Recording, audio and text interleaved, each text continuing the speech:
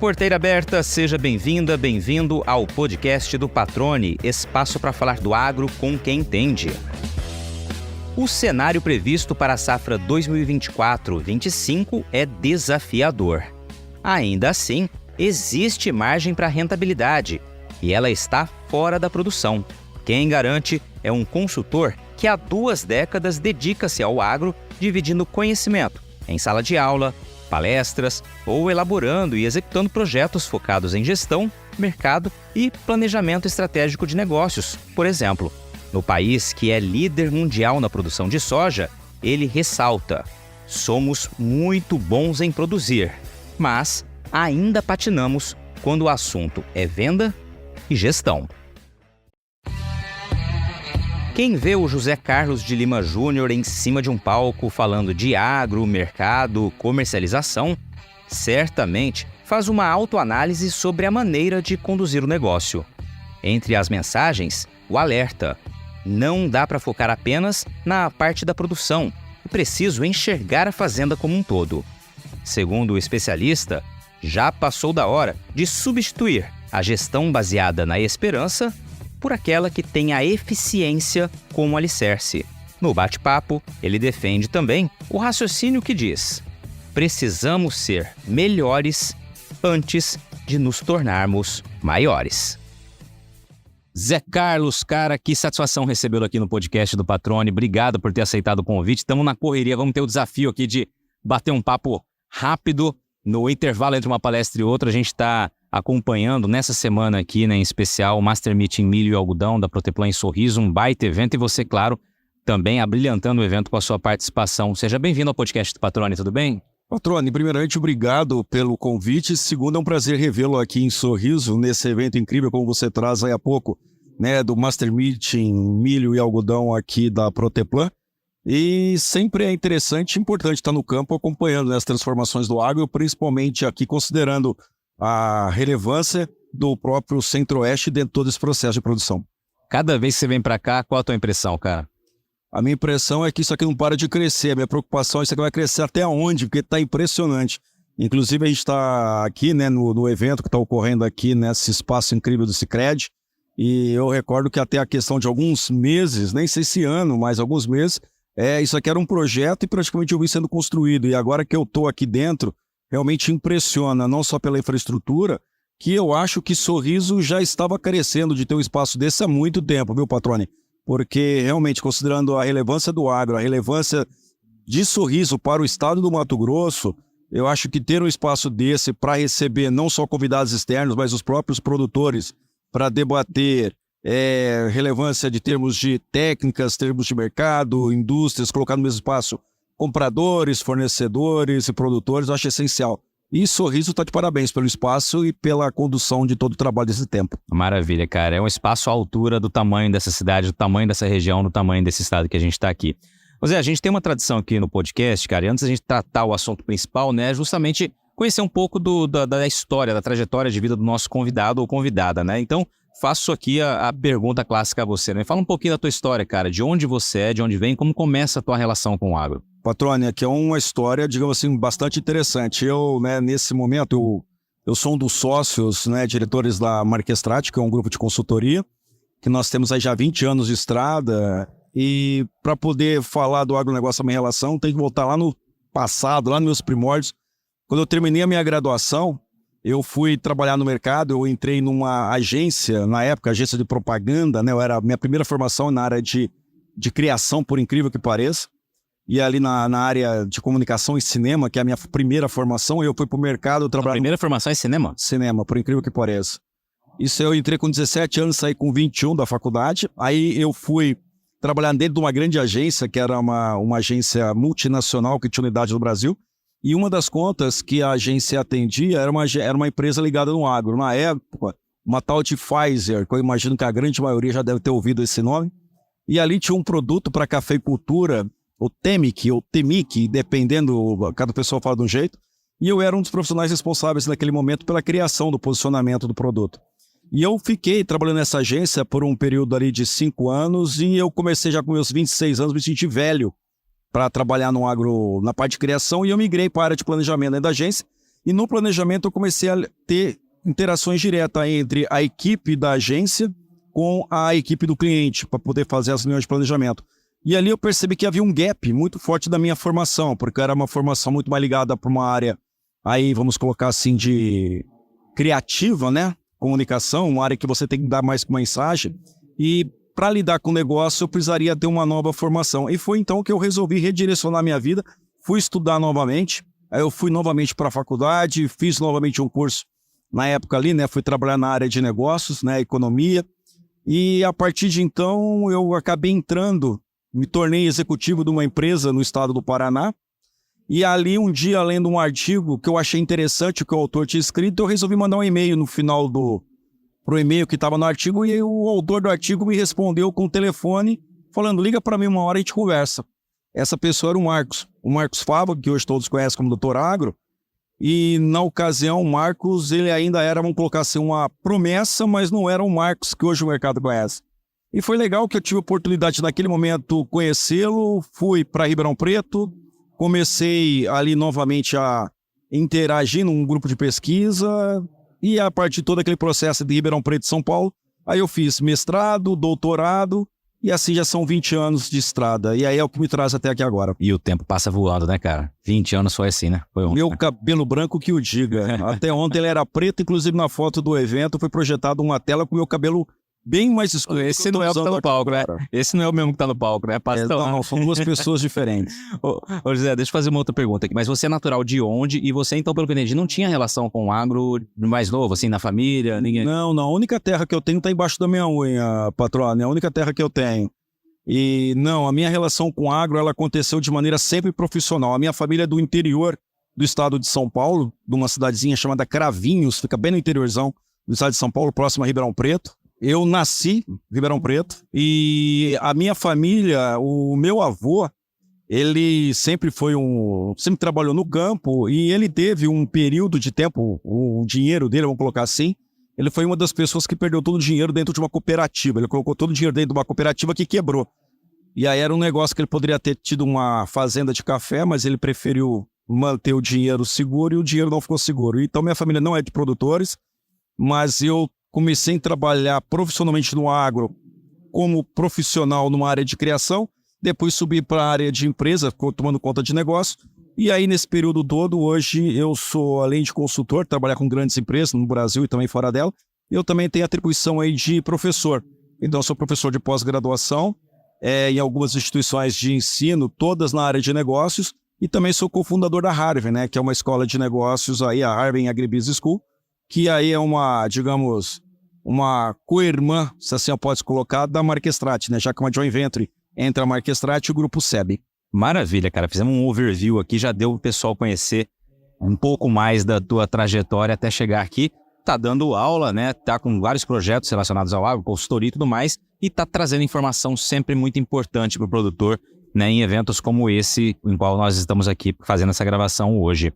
E aí, você trouxe na tua apresentação, né, você veio falar sobre justamente a comercialização, gestão, né, que é um ponto muito sensível da atividade. E eu me recordo, um dos pontos que eu anotei aqui, é algo que a gente ouve várias vezes, né, mas que ainda é preciso ser dito. A gente sabe muito bem produzir, com muita excelência, como referências no mundo, mas na hora de comercializar, parece que estamos engatinhando ainda. É isso mesmo? É exatamente isso, patrone. Quando a gente pega aí, pelo menos a minha visão, né, o que eu olho muito, o empreendimento do agro, independente do porte, eu vejo como um negócio.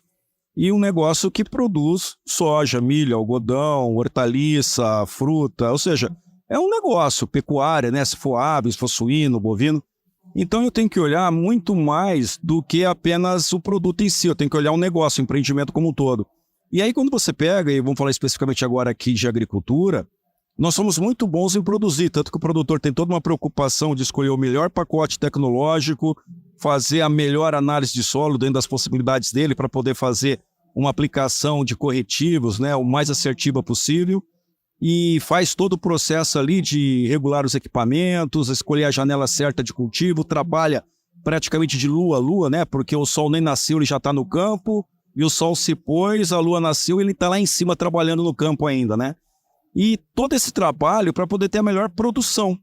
Só que, infelizmente, ele acaba, de certa forma, negligenciando a etapa que formalizaria ou efetivaria todo o investimento dele, que seria a venda.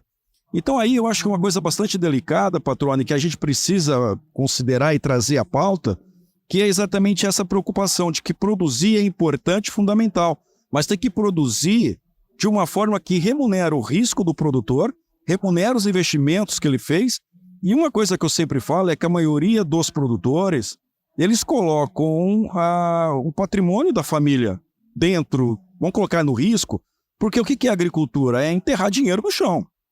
Quem está falando é enterrar dinheiro para poder acreditar num trabalho que vai dar um fruto que vai ser vendido.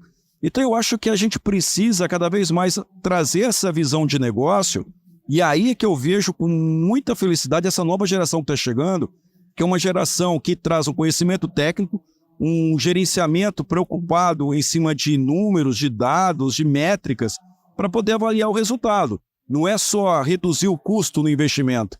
Eu até costumo dizer que a forma ideal de olhar um empreendimento, um negócio, não é você olhar a entrada, mas sim a saída. Ou seja, não é você olhar quanto custou o insumo, mas aquele insumo que você aplicou, quanto que te deu de produtividade, qual foi o resultado gerado no final. Muito bem, cara. Fica muito claro na tua fala que cada vez mais há menos espaço para o achismo na gestão, né? Eu tenho total certeza. Se é aquilo que, vão jogar dados, há 10 anos talvez funcionasse, hoje funciona menos ainda. Agora eu tenho certeza que daqui para frente vai ser impossível você fazer a gestão pela esperança, como eu costumo dizer. A gestão tem que ser pela eficiência, por dados, por números. Nós temos que ser profissionais.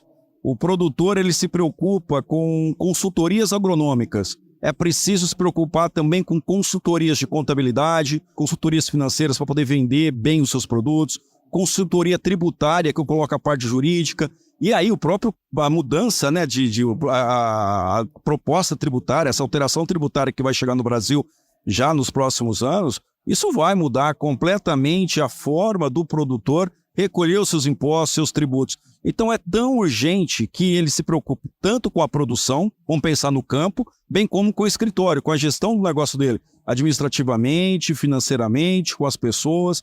Ou seja, é um conjunto, é um negócio, Patrone. Não dá para olhar a agricultura só na parte de produção. Tem que olhar um negócio como um todo. Pensando nas compras, na logística, pensando ali na gestão de risco, na comercialização. Perfeito. Você falou ali desse ponto, né, de não dá para a gente tocar a gestão pela esperança, né? Você falou muito em eficiência, em dados, em números. Eu queria que você explicasse quando a gente fala da gestão da esperança, porque a gente está acostumado, isso foi um recado que você trouxe na apresentação também, muito, evidentemente, a olhar o comportamento dos grandes players, nossos concorrentes, os nossos principais clientes. Estamos falando principalmente aí China e Estados Unidos. Mas não dá para a gente basear a nossa decisão somente aí vai ficar até entre aspas, né? Nesses dois grandes players, na decisão deles. Eu queria que você explicasse, amarrasse essa ideia que você trouxe no evento, que eu acho que é bacana também a gente entender.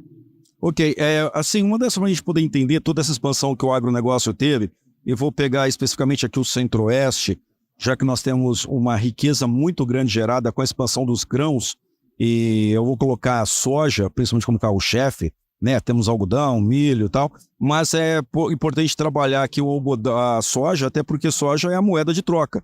A terra aqui é precificada em sacas de soja. E o que fez essa valorização expressiva é exatamente que vamos trabalhar os últimos 20 anos, um país chamado China começou a entrar com grandes volumes de compra e o Brasil se tornou um principal fornecedor de soja para os chineses, tanto que hoje a China importa cerca de 60% de toda a produção de soja do mundo e o Brasil participa com 60% da oferta da soja que a China necessita. Então, nesse sentido, eu preciso olhar o apetite do meu comprador, porque o que dá valor para um produto é o apetite de quem está interessado naquele produto. Então, por exemplo, vou dar uma figura aleatória. Eu tenho um carro. Quanto vale o meu carro? Na minha cabeça, meu carro pode valer 100, por exemplo. Mas se o meu comprador tiver um apetite de querer muito aquele meu carro, ele pode pagar 110 nele. Ou seja, ele pode valorizar o preço do meu veículo porque ele tem um apetite, ele tem um interesse em querer ser proprietário daquele carro. Vamos pegar o carro e colocar a soja.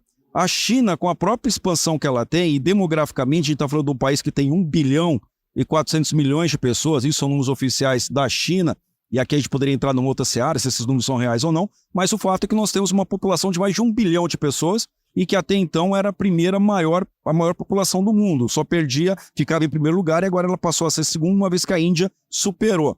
Mas o fato é que a China, ela puxa as compras das commodities, puxando principalmente as agrícolas como soja e valoriza. Portanto, qualquer chacoalhada que porventura um grande comprador venha a ter, e aqui a chacoalhada que eu falo é perder esse apetite ou interesse de compra, o preço tende a cair. E aí é que vem a grande preocupação, que é o seguinte: quando eu faço a gestão pela esperança, que eu costumo brincar, que é o seguinte, eu vou fazendo os negócios e não vou me preocupando tanto com o comportamento de mercado. E isso aconteceu de maneira muito recente, Patrone, quando a gente recorda, por exemplo, que nós tínhamos um valor de saca de soja que estava bastante atrativo a questão de um ano, e o produtor ainda acreditava, achava que iria subir, ainda que os sinais já estavam indicando queda. E muitos preferiram segurar, não comercializaram, outros, inclusive, colocaram não travar os custos, o que é extremamente arriscado. E hoje nós temos um cenário em que muitos produtores não venderam a sua safra, não venderam os seus resultados. Se forem vender, vão vender por um preço muito abaixo, porque as cotações têm caído. Isso eu chamo de gestão pela esperança, é você acreditar que vai mudar.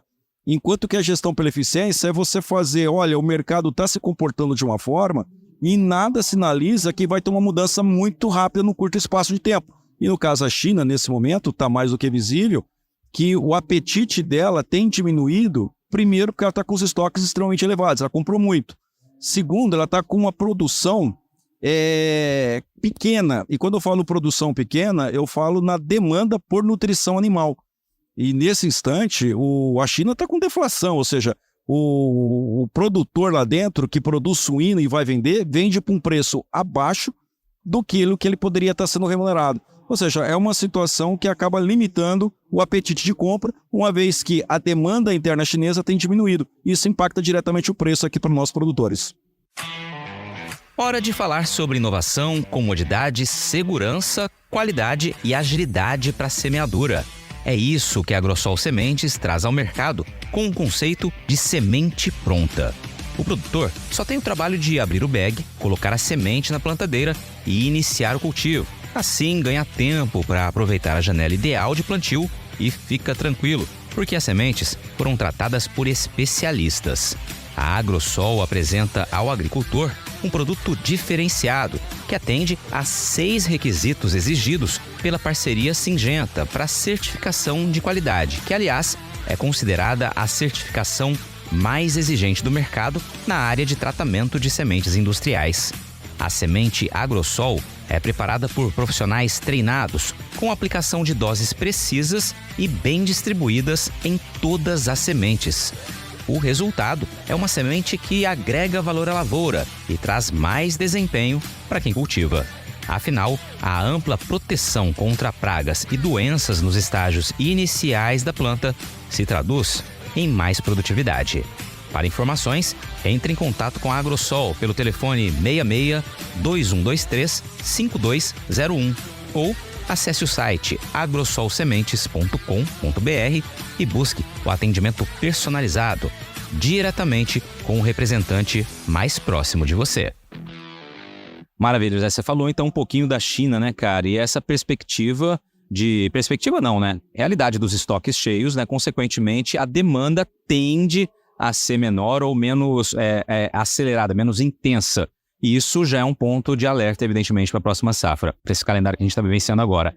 Além disso, tem a questão dos Estados Unidos, que esse ano vem com estoque muito cheio e com uma safra muito boa também, né? É muito importante o que você traz aqui, Patrone, por 2 razões, né? A primeira, vamos olhar do lado americano, do lado chinês, depois do lado americano.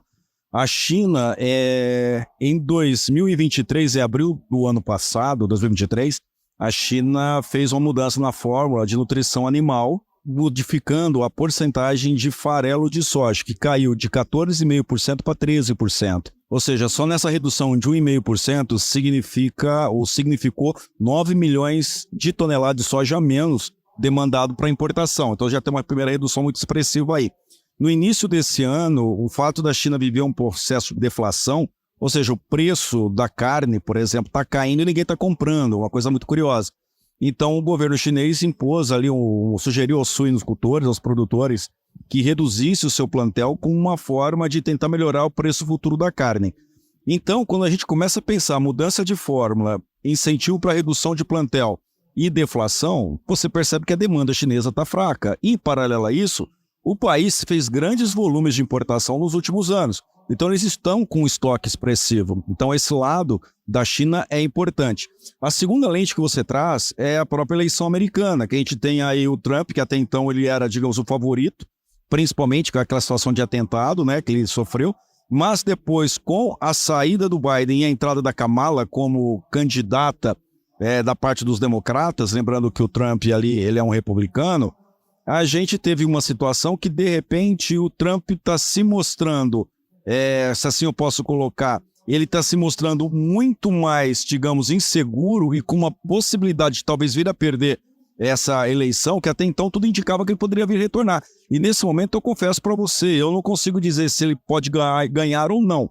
Mas independente, vamos partir do pressuposto que ele ganhe. O Trump, ele é um republicano logo nacionalista. E nesse sentido, eu tenho que pensar a produção americana numa ótica não só de subsídio, que é muito alta.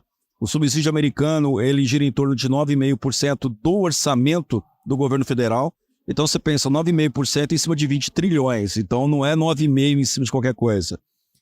Só para ver de curiosidade, o subsídio do Brasil, em média, está em torno de 2,8%. Num orçamento de, vamos colocar em dólar, praticamente 2 trilhões de dólares, perto de 20, 21. Ou seja, é muito expressivo, não só em termos de porcentagem, quanto de valor. E a própria safra americana, nesse ano, tudo indica que vai ser muito positiva. Então vamos pegar a safra dos Estados Unidos, pensando em soja e pensando em milho. Se por um acaso o milho reduziu a área plantada, por outro, o produtor americano tem cerca de 3 bilhões de bushel armazenado. Isso dá mais de 1 milhão de toneladas de soja guardada nas fazendas americanas. Por outro lado, a área de soja aumentou, né? E só para fazer a correção, são 3 milhões de bushel de milho armazenado, o que dá cerca de 1 milhão de toneladas, pouco mais de 1 milhão de toneladas de milho. A área de milho diminuiu, mas em contrapartida, a área de soja aumentou. E a safra americana vai chegar agora quando? Em novembro desse ano. E o mercado já está considerando uma ótima safra, portanto teremos uma grande oferta. E nessa relação, vamos pensar de oferta e demanda para dar o preço, você tem uma oferta americana que vai vir de soja muito positiva, você tem um Brasil que tudo indica que nós vamos conseguir ter uma entrega muito boa com uma área que cresceu bastante, né? Ainda que pouco do ano passado para esse, mas uma produtividade que vai conseguir entregar um bom volume de soja. E por outro lado, a demanda é uma demanda que tem ficado desaquecida, que é o caso da China, que é responsável por 60% das importações mundiais. Ou seja, o cenário para preço ele não é, digamos, de alta, considerando o final de 2024 e início de 2025. O que a gente coloca aí um cenário de desafio para o agronegócio, especificamente em soja, o que acaba também se desdobrando na própria lógica do milho, né? Maravilha, cara. E aí fica muito bem explicado o que você disse, né, anteriormente, da gestão pela esperança, que ela não deve ser o guia da propriedade rural, né? E quando a gente fala esperança, você traduziu bem, né? Ou seja, ficar antenado ao comportamento desses dois players, né? E esperando que algo aconteça para que o preço tenda a subir, né? Esses seriam os pontos. Lembrando, para quem não é do agro e está ouvindo aqui o podcast, né?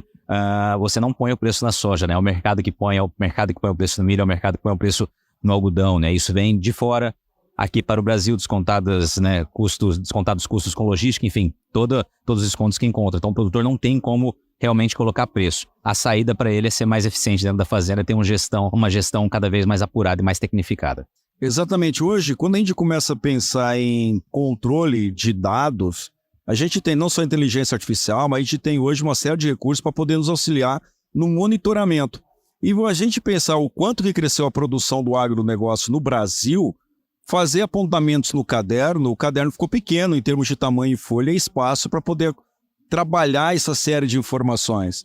E aqui eu fico muito animado quando eu vejo essa nova geração de produtoras que estão chegando, que está chegando, considerando aí nesse programa de sucessão que já ocorre em muitas famílias, né, do agro no Brasil inteiro, que é uma nova geração que vem com conhecimento técnico e muito mais preocupada em ter apuração de resultado.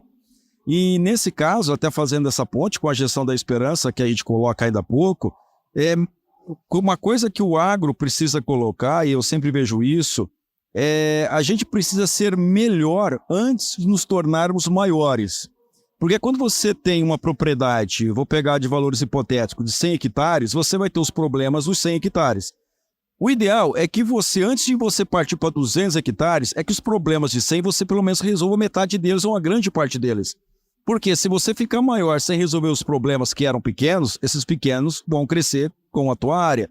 E quer queiramos ou não, quanto maior a área, maior necessidade de insumos, maior necessidade de mão de obra, maior necessidade de investimento, maiores os riscos. Então, Patrone, é essencial. Precisamos ser melhores antes de nos tornarmos maiores. Por isso que a gestão pela eficiência ela é tão importante, que é você olhar custos, apontamentos e resultados. E nós temos uma série de dados e informações que só precisam ser organizados. Pois é, e eu conversava, né, até no episódio das semanas anteriores, né, conversava com um produtor em que ele falava justamente isso, né, da geração de dados interna da propriedade e que isso leva um tempo.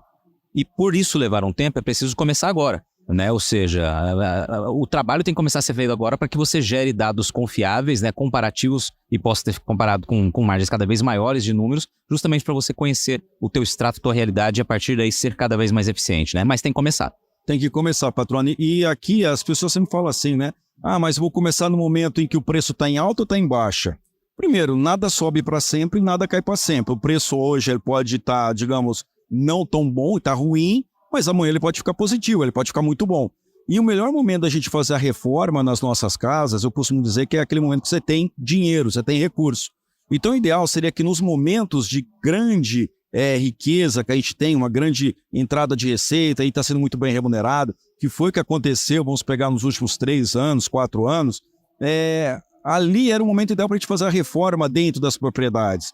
Ali era o momento que a gente poderia ter olhado, analisado e considerado assim, que tipo de investimento eu posso vir a fazer, que tipo de aprimoramento eu devo considerar e sempre equilibrar se é necessário investimento ou não, porque você tem investimentos que são importantes, tem outros que podem esperar. E nesse caso, a gente precisa fazer, é que agora, com o momento de queda de preço, muitos produtores, empresários pensam assim, mas o momento está em queda, não é o melhor momento para fazer as reformas. Tudo bem, você pode não fazer reformas estruturantes de preço, por exemplo, de equipamentos, mas você precisa começar a ter um processo de gestão, de apontamento, de mão de obra, de uso, por exemplo, de insumos, uso quanto está custando o teu dinheiro, se a tua produção ela está acontecendo, a tua produtividade está sendo de maneira equilibrada, ou como que ela está acontecendo por talhão, porque você tem talhões diferentes, com entregas diferentes e custos diferentes. Ou seja, eu tenho que ter uma gestão na ponta do lápis. E dado a escala do agro, a gente costuma dizer que a gente ganha nos centavos, nas vírgulas. Tem que começar. Amanhã eu começo? Não, tem que começar. É como fazer dieta ou academia. Uma hora tem que começar.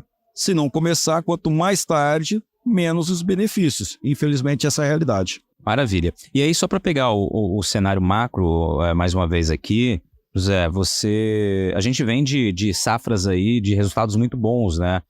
Com exceção agora, evidentemente, da última, eu vou pegar pelo Centro-Oeste, porque o Sul a gente sabe que vivenciou aí 2 anos realmente, 2 safras seguidas de muitos problemas e agora culminou com o que aconteceu, né, infelizmente, esse ano. Mas vamos lá, pegando aqui pelo Centro-Oeste, pegando por Mato Grosso. Viemos de safras de produção, boa produtividade, né, produções batendo recordes aí e com preços que se sustentavam. De repente, vou usar de repente também entre aspas, a gente tem uma queda muito brusca dos preços, né, uma queda que foi superior à queda dos custos e aí as contas não fecham e a gente comunica também numa safra com uma produção aquém da esperada por conta do que nós enfrentamos aqui na safra 23-24. Como olhar para frente agora, a partir de agora, diante de um cenário que aponta para um preço que não deve ter motivos para subir, pelo que você bem explicou, e com um certo passivo ainda daqueles produtores que não conseguiram ter um caixa bem equilibrado, mesmo com os anos bons, pensaram em investimentos muito elevados, que a gente sabe que é a realidade também de alguns. A gente viu muitas RJs no início no primeiro semestre desse ano. Queria que você sintetizasse tudo isso aí, como olhar adiante. A sua pergunta é bem legal, porque ela coloca uma realidade que aí precisa trazer à mesa, que é essa realidade que a gente vê de um lado inadimplência, né? Ou seja, muitas empresas estão deixando de receber e outras estão sendo surpreendidas com pedidos de recuperação judicial, que é algo existente dentro do jurídico brasileiro e que dá para aquele que está numa situação de dívida um prazo para se reerguer e vir a pagar. A RJ ela é importante, sim, mas a minha preocupação é quando a gente começa a ver uma indústria de RJs aparecer. Por quê? Porque se uma empresa deixa de pagar, eu tenho que pensar na consequência do outro lado da mesa, que é alguém que estava considerando aquele pagamento, ele não vai receber. Então a gente começa a criar um efeito cascata. Ou seja, vamos partir do oposto. É lógico, a gente tem diversas realidades. Tem muitos produtores que realmente precisam ter uma situação de renegociação de dívidas e o prazo é importante. Mas o efeito que isso acaba gerando numa cadeia, e aqui eu coloco o produtor deixando de pagar ou a empresa que entra em RJ deixa de pagar, o fornecedor que vendeu não vai receber. O fornecedor não recebendo, ele deixa de honrar os compromissos que ele, fornecedor, tem com outras empresas que igualmente fornecem para ele. Então, o efeito cascata começa a ficar muito grande. E essa preocupação, Patrone, ela vem numa outra linha que, assim, muitos entram com pedido de RJ para ganhar um prazo para vir a saldar seus compromissos, acreditando numa melhora de preço num período de 6 meses, que é o tempo que a RJ lhe permite postergar, digamos, esse pagamento com os fornecedores. Só que nesses próximos 6 meses, a probabilidade de você ter algo que realmente mude de patamar de preço, como a gente via a questão de 1 ano ou 2, nesse momento não tem nada que sinalize isso. O que eu posso colocar, o que pode fazer uma modificação de preço nesse instante no agro, ter um salto, seria alguma eventualidade climática, que é o que ocorre com algumas culturas. Quando você pensa, por exemplo, a citricultura, laranja, com o problema do greening, a própria dizimar os pomares ali na Flórida, nos Estados Unidos. Você tem uma situação, por exemplo, do cacau, com problemas na Nova Guiné, né, lá em Papua também, todos no continente africano, que de certa forma prejudicou os cacaueiros, diminuiu a oferta do cacau, fez com que os preços elevassem. A situação do café, que tem um problema de clima no Vietnã e acabou mexendo com os preços. Ou seja, as movimentações das commodities agrícolas foram muito mais puxadas por problemas de clima que impactaram a oferta do que efetivamente do lado da demanda, que uma compra surgiu e puxou todos os preços de uma forma muito rápida. Então, essa é a minha preocupação, porque a indústria do RJ, ela é preocupante porque ela sana um problema particular, mas ela cria um outro que é sistêmico, que pode impactar toda uma cidade. Porque você imagina, depender do tamanho das compras que foram feitas, ou o próprio porte da empresa que vendeu e não vai receber, a gente pode ter uma situação aí da própria saúde financeira da empresa e ela ter condições de seguir adiante ou não. É bastante delicada essa consideração, viu, Patrone? Pois é, esse foi um tema que realmente colocou muito alerta aqui, né, especialmente em Mato Grosso. A gente viu em algumas semanas várias e várias, né, empresas anunciando, né, pedidos de RJ e assim por diante no primeiro semestre. Então realmente é um ponto de alerta, como você mencionou, justamente pelo efeito cascata que isso gera, né? E aí, pegando essa situação, não só de quem tirou a RJ e olhando para esse futuro mais incerto, quais as orientações que você traria agora, além, claro, do controle dentro da porteira, né? Você olhar esse cenário macro que não inspira tanta esperança, como você, né, citou, e não devemos, né, apostar a ficha na gestão da esperança, como você bem tem explicado até aqui. O que dá para fazer de curto prazo, já que a gente já está na boca da safra, né? O sinal já está autorizado, falta só a chuva chegar. O que dá para fazer agora? A primeira coisa, qualquer momento de instabilidade ou que a gente tenha em dúvida, a melhor coisa que a gente tem que fazer é o famoso parar e respirar. Então, assim, eu começo a ver alguns movimentos, principalmente aqui em Sorriso, foi uma coisa muito interessante que eu encontrei, que é o preço do milho está caindo, eu vou migrar para uma cultura como o algodão, porque o algodão está com preço atrativo. Mas aí eu começo a pensar assim, é uma cultura de risco, com custo hectare muito elevado, eu tenho um cenário de uma oferta que foi passada, que gerou um estoque, como que vai se comportar o preço? Então, a minha orientação, uma orientação técnica, seria, nesse primeiro momento, evite dar passos bruscos naquilo que você tem pouco conhecimento ou que você precisa acumular um conhecimento. Então, o ideal é, nesse instante, primeiro, deixa eu ver o que eu tenho dentro de casa, deixa eu analisar meus custos, deixa eu verificar como que está a minha saúde financeira e deixa eu ver se eu vou como que eu vou gerenciar meu negócio daqui para frente. Essa é a primeira consideração.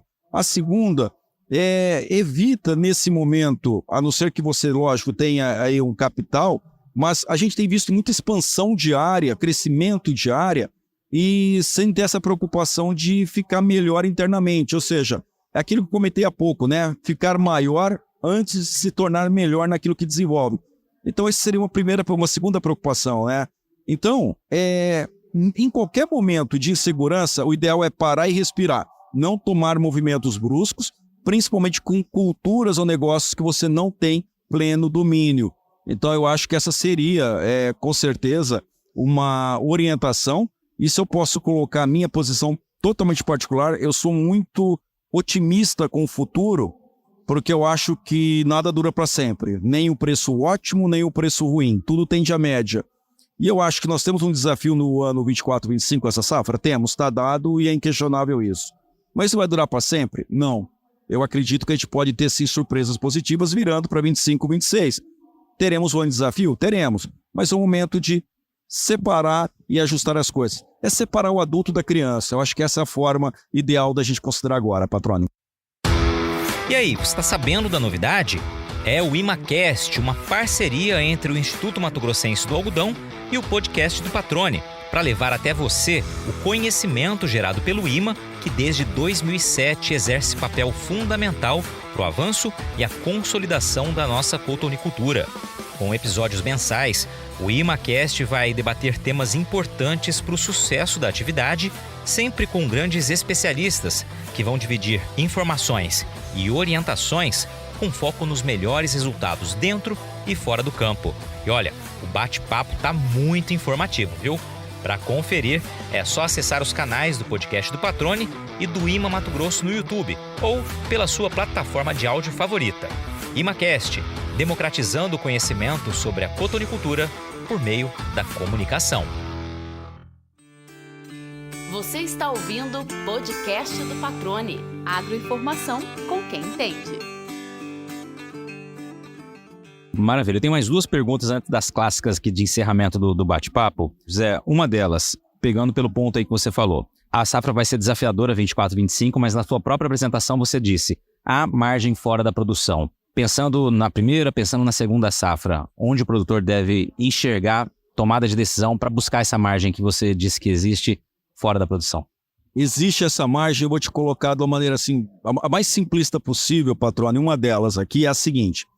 Nós temos um momento, olha onde o planejamento é importante. Existem janelas de mercado em que, se você entrar comprando um determinado produto, você vai ser um dos primeiros a comprar. Portanto, você não vai ter uma pressão de gargalo na logística para entregar esse produto. Então, você imagina, vamos pegar aqui Sorriso. Se todos os produtores de Sorriso entrarem ao mesmo tempo comprando um determinado tipo de fertilizante ou um determinado produto, a indústria que fabrica aquele fertilizante vai ter que colocar de uma única vez um grande volume. E aí, será que a gente tem tantos caminhões, a nossa infraestrutura, a logística vai conseguir fazer a entrega no momento adequado? Automaticamente, você vai ter uma competição por caminhões. Logo, o valor do frete tende a subir. Então, você encarece o teu produto, porque o frete fica mais caro. Em contrapartida, se você tem um planejamento e você procura fazer as compras fora desses momentos de alta, em que todos estão comprando, você consegue não só um bom valor no frete, como você consegue uma boa negociação junto à indústria. Então é aquela famosa fala que a gente ouve muito no agro, que é quem chega primeiro bebe água limpa. Então, isso se deve, por exemplo, na gestão de compras de insumos. Mas para fazer isso, você tem que ter o planejamento. E ter o planejamento, essa é a parte mais difícil, porque volta no nosso início de conversa, que é a gestão pela eficiência dentro da propriedade. Exatamente. A gente vai fazendo várias perguntas que acabam levando ao mesmo ponto de vista, né? E acho que é isso que é importante quando você traz esse recado, que não só orientativo, né? Ele é um recado realmente, pô, vamos fazer isso, né? É porque você enxerga realmente onde há esse gargalo. A outra pergunta aqui vai acabar sendo complementar à resposta, mas eu vou fazê-la para que você pontue também, fique muito claro para quem está ouvindo aí, e eventualmente não tem entendido o recado.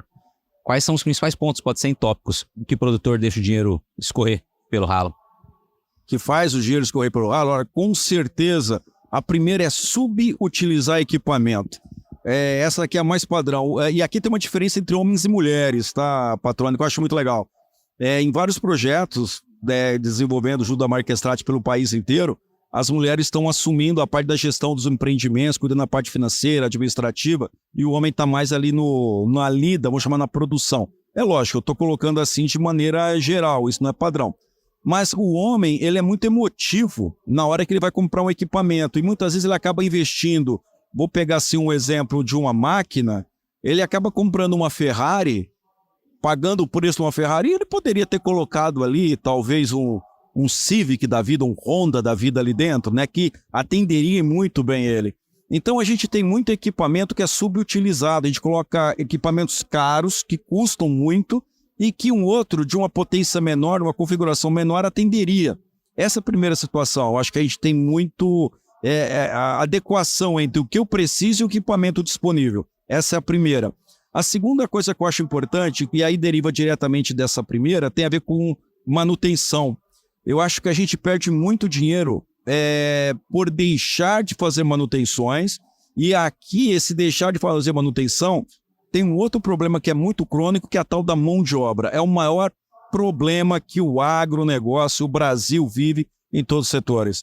Não adianta nada eu comprar uma máquina, fazer um investimento de milhões e colocar para que um operador que tenha mínimo conhecimento, mínimo preparo, vá fazer uso daquele equipamento. Então, a mão de obra, ela é o começo e o fim de tudo, né? Se você tem bons profissionais na tua equipe, o teu equipamento vai ter menos manutenção. Se você tem uma visão de negócio, você vai comprar o equipamento adequado para a tua necessidade e não aquele que vai ser muito além daquilo que você precisa. Aí você tem alguns dinheiros que estariam disponíveis.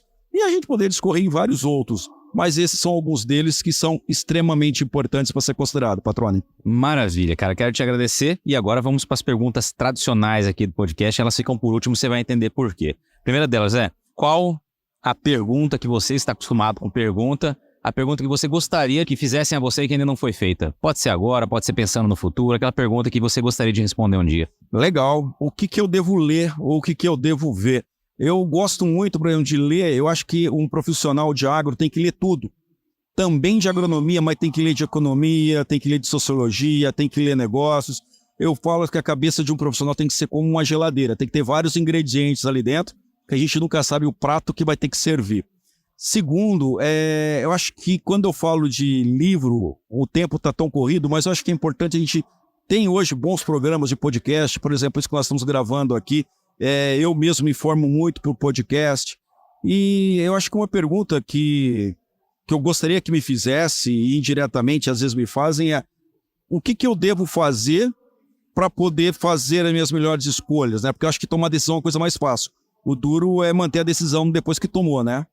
Tipo assim, eu quero separar da minha esposa. Beleza, é fácil.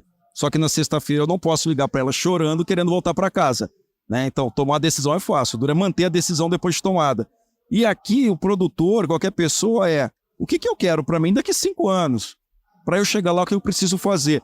E tentar fazer. E aqui eu passo não só pelo conhecimento, mas também pela gestão daquilo que eu sou como pessoa. Maravilha, cara. Bate pronto, aí foi rápido essa tua análise e a tua pergunta. Gostei das duas.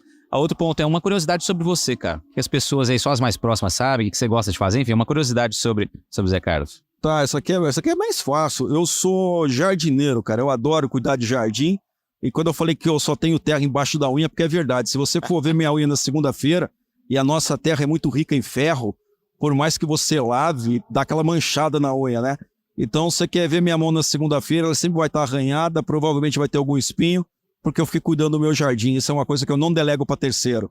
Eu sou uma das poucas pessoas que só poda grama na lua minguante, só faz transplante de plantas de um vaso para outro, dependendo da lua. Eu sigo aí o ritual da natureza, apesar de investir e conhecer a tecnologia. Uma coisa não desequilibra da outra. A gente não pode perder esse conhecimento dos nossos ancestrais, Patone. Perfeito, cara. E o jardim tá bonito? Tá bem cuidado? Modéstia à parte, o meu jardim, ele é incrível, cara. E não é opinião minha, não, viu? É opinião de todas as pessoas que vão lá em casa, ou algumas que viram algumas fotos porque eu mostrei, porque eu também não tenho o hábito de ficar publicando coisas da minha vida particular.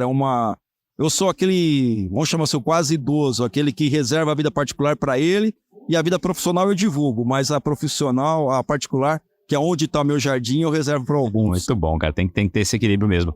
E agora, pra gente encerrar, você já deu a dica aí, pessoal que quiser saber mais sobre você, quiser procurar você para conversar, tem nas redes sociais, como te acha aí? Das redes sociais, a que eu utilizo mais é o LinkedIn, que é uma rede profissional, né? Então, no LinkedIn, é só ir lá, José Carlos de Lima Júnior, vai estar lá sócio, diretor da Marquestrat e cofundador da Harvey. E eu sempre respondo as mensagens que me chamam por ali. Eu tenho um Instagram, mas eu não uso o Instagram, por incrível que pareça. Eu tenho porque uma vez tinha que participar de um programa e era via Instagram.